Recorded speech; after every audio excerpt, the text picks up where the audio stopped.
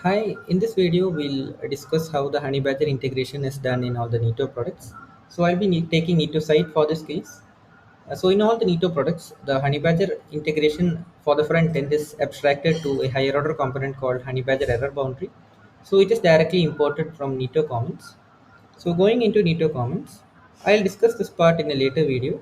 So this is a configuration object and these four are the important keys that needs to be discussed.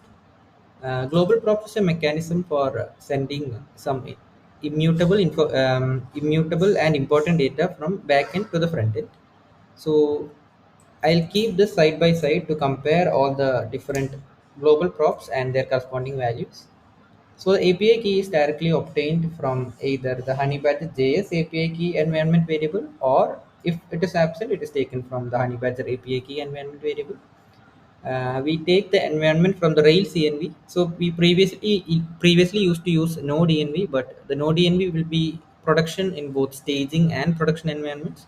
But in case of Rails env, it is much more flexible and we can use it as a single source of truth everywhere.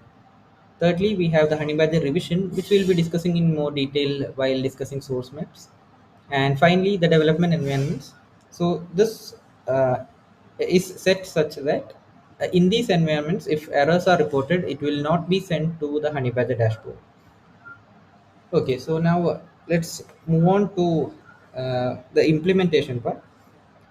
So let's see if I need to trigger an error from the app, from the Neeto site, I need to first set an environment variable. So I'll go to Neeto site web. I'll add this environment variable. So this API key is directly copied from my dashboard in Honeybadger. So this is the API key. I've copied it and I pasted it here. The second change that is required is I need to add some sort of an error to this project. So what I'll do is I'll go to the list of all sites, add a button. So I had added it before. Okay. So this is a button that I have added. So I'll add an absolute class. So a button is added at the top right corner of my site. The label is trigger an error. So if I click on the button, it will throw an error saying that, oh no, an error has been thrown, was thrown. Okay, so let's see if we have the button here. Yes, we have the button over here. So I'll open the console, clear all the existing errors and click on this one. So as soon as I click it, you can see that an error is shown here. If I check the network tab, no new requests have been triggered. So that means even though an error was triggered, no error was actually sent to the Honeybadger dashboard. So if I go and check here, you can see that I have no errors on the dashboard. So the reason is because, as I explained earlier, this was like all the errors reported in the development environment will not be sent to the Honeybadger dashboard. So what I'll do is I'll remove this, delete this, and I'll use a tool called Yalk to link the Neeto Commons frontend to the Neeto site. So I have a tool called Yalk. So for in order to do so, I need to first build the package.